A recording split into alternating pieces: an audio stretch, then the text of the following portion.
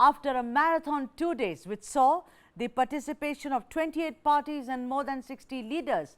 The campaign theme of the India Bloc is out, and it is Judega Bharat, Jeetega Bharat. Although the logo of this opposition group is still pending, two concrete decisions were taken at the meeting. First was the announcement of a 13-member coordination committee which shall take all the major decisions together. I am told actually there is one more name and it's pending. We'll have to wait and see who's the 14th man or woman of this coordination committee. And the second important decision is on seat sharing, which shall be taken by or rather on 30th of September. So those two are the major takeaways of this 2-day marathon meeting. This coordination panel includes amongst others K.C. Venugopal, Sharad Pawar, Mukha Stalin, Tejashwi Yadav, D. Raja and Abhishek Banerjee. There are of course other names as well. The one intent of this bloc is of course to build a strategy to defeat BJP and most importantly Narendra Modi in 2024.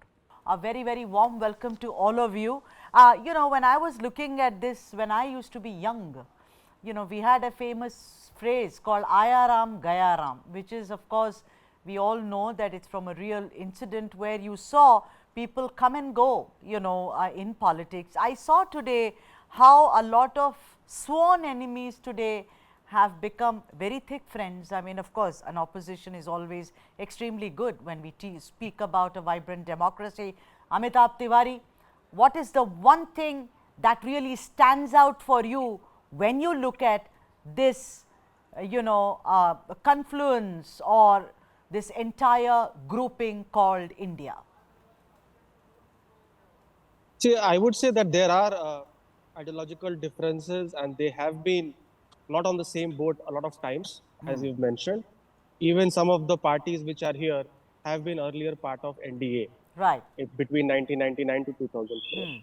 However, survival is a very sharp instinct in any human being. Right. So I think it is for the survival of their parties that most of the regional parties here are part of the India bloc, and somehow, at least till today in these three meetings, they have been able to meander through their contradictions and differences and present a sort of a united front. However, one thing which caught my attention is that they will fight together as far as possible, which means, or which in a way is an acceptance of the fact that it is not going to be very smooth seat sharing in some of the tricky states like Kerala or Punjab, Delhi. Why even Tamil Nadu? Amitabh, we saw in the recent past, Panchayat and other elections, even Erode, the way there was open fight between Congress and the Dravida Munnetra Kazhagam, DMK. Ayagiri and Stalin had many meetings. They walked out. I saw Congress walking out, DMK playing the big brother. So it's very evident that there are going to be problems. I mean, it's not going to be, like you say, smooth sailing at all. That is very crucial, which they have said will happen on 30th or by 30th September. I think, there is very less time and lot of things to be solved. Would you agree, Amitabh Tiwari? Yeah, I mean, most of the challenges still persist. One is, of course, seat sharing, tricky states and states, as we discussed. The other is leadership, whether they go for a combined leadership or a PM phase. For the Congress in the past, combined leadership has worked in state elections, whereas for the regional parties, a strong face has worked, like Mamata or Kejriwal or Nitish. Then there is, of course, the formation or the creation of a common minimum program. The organizational issues have to be sorted out because the top leaders have met at the top. But this alliance benefits motivation of the cadre should percolate down to the ground. Otherwise, the booth worker may not work as enthusiastically as these top leaders are working. And last is that they need to have a message and a clear campaign. Currently, the message seems to be a grouping of anti-Modi or anti-BJP forces to to grab power, like BJP has been alleging. So Right. they need to convert it into a more of a Yeah. positive message and a Yeah. positive communication or a campaign. Right. Nagesh, does it stand out? You know, there was, of course, there was absolute denial to say Kharge shall not be the convener, because apparently even Mrs. Gandhi, Sonia Gandhi, was not in favor of this. But you know, today they have not announced that, and I think that was a very crucial decision. You know, the kind of a fulcrum, a kernel. Of course, the coordination committee, they said, will take all the major decisions. But what do you think is the reason that the decision of not announcing a convener has been kept in abeyance, Nagesh Kumar? It is obvious that they could not reach a consensus on the convener. But what really strikes me about this 13-member committee or the 14-member committee, I don't know which, because Yes, they said yes, 14-member committee and one name yeah, is missing, and I yes, think the name is from the CPM. huh. So now what strikes me is that except for Sharad Pawar and a couple of others, it the committee comprises the second line leaders and not the first line front line leaders. For example, Rahul Gandhi or Nitish, Mallikarjun Kharge, they are not. Nitish is there, of course, yes, and then RJD leaders are there, but not all. You know, I mean, K.C. Venugopal. So can he take decisions on behalf of the party at meetings? He has to go back and forth from Rahul Gandhi and Sonia Gandhi. yeah, So but this Nagesh, committee, yeah, Nagesh, I'm stopping you here. That's why the convener, I think, like you rightly said, you know, regional satraps are there, but a convener would have perhaps played that role. But you know what the catch is? If you, Mr. Kharge, Mallikarjun Kharge, after Karnataka, you know, if he becomes the convener, everyone will say, oh, listen, now it's going to be Sonia Gandhi's voice all the way. So do you think there's a bit of a conundrum there, so far as the convener is concerned, Nagesh? definitely, you know, the convener will be a sort of candidate for the prime ministership. So already, you know, even in a state like Bihar, uh, the RJD and the JDU were speaking in different voices, one championing the cause of Nitish Kumar and another championing someone else's cause. So appointing a convener for this is a very tricky affair. Then another thing that struck me today is that there are so many caveats, you know, for the three resolutions that they passed. They said, the first thing they said is they will contest the elections together Together, yes. and together as far as possible. That means even before their campaign has begun, even before the choice of candidate has begun, or even before they have their seat sharing has begun, they are talking of as far as possible. Again, then they said public rallies at the earliest. I don't know why these caveats are there everywhere. Again, they said they will coordinate their campaign on Judega Bharat and Jeetega Jeetega India. Bharat. That's a Huh. very fine slogan, but they will start a campaign for that. Again, at the earliest, there seems to be some lack of, you know, some lack of confidence.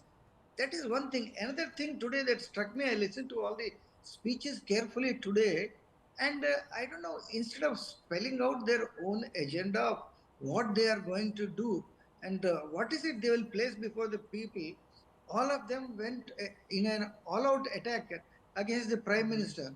So it was a sort of a, today it looked like an anti-Modi platform Right, right. rather than a pro-India platform. So that Absolutely. is Yeah. one thing that they could have avoided. Yeah. Rajashekara, I want to bring you in here. So what Nagesh said, I want to, you know, take off from there. See, no one is trying to sound cynical. We are all journalists here, and you know, we political analysts, and we know that the more there is, you know, opposition in the more vibrant democracy is. It only makes sense if you have someone to say, I don't agree, we don't agree, you know. So it's not as if we are anarchy or we are autocracy. We are not. But you know, there doesn't seem to be a concrete plan, as it were, Rajashekara, in place today. It was like, let's just go with anti-Modi, anti-Modi, very well said by Nagesh. But tell me something, What stood out for me, and I think one thing of course will come up, are guarantees, because they are not going to run away from guarantees. It's a big success so far as Karnataka is concerned. It will be replicated. Rahul Gandhi has said it many times, even during Graha Lakshmi launch. But I want to ask you, Rajashekara, that this Bharat Jodo Yatra, do you think the shadow of that looms large on this entire, block, as it were? Judega Bharat, Jeetega Bharat. Do you think this is Bharat Jodo 2.0, Rajashekara, as it were? Yeah, that should have been an ideal explanation for this alliance, but unfortunately it is not. Even the Bharat Jodo Yatra, as it was, it could only enthuse the Congress party workers to an extent. And what created the magic for the Congress in Karnataka is the 5 guarantee schemes that they have announced and slowly they started implementing in the last 100 days now. But as you and other panelists pointed out, it's a loose federation of all parties, basically anti-BJP, anti-Modi in particular. And most of these parties, except 1 or 2, including the Congress and some other party, they were all aligned with the BJP at one point or the other point. Yes. And NCP now in Maharashtra is part of the BJP government, a faction of NCP. So this is the situation. And we have seen in the past also how there were efforts to create fronts against the governments in power in the center during this from 70s onwards.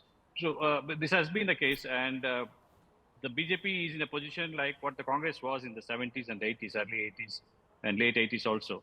They are quite strong. And on the contrary, Congress popularity and presence has been on decline in many states, and regional parties have taken over.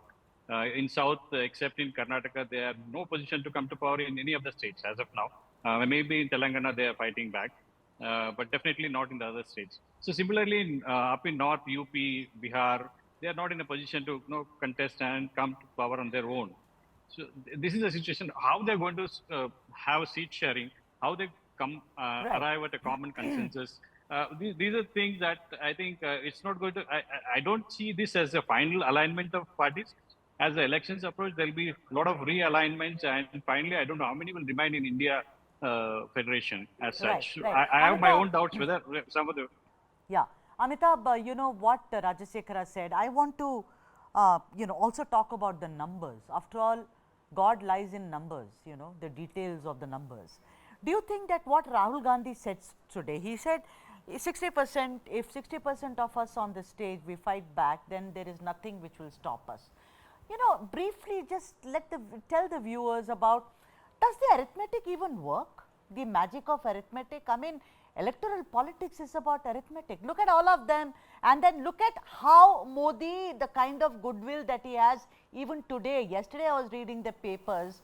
I mean, Modi's popularity may have gone down a few notches, but it's still up there. Yeah, so arithmetic works in elections, of course, but you also need to have chemistry. And if you see, the India partners today have some 144 MPs. And on 328 seats, they were runner-up in 2019 election. On these 328 seats, 44 seats are such on which the India alliance partner was the winner as well as the runner-up.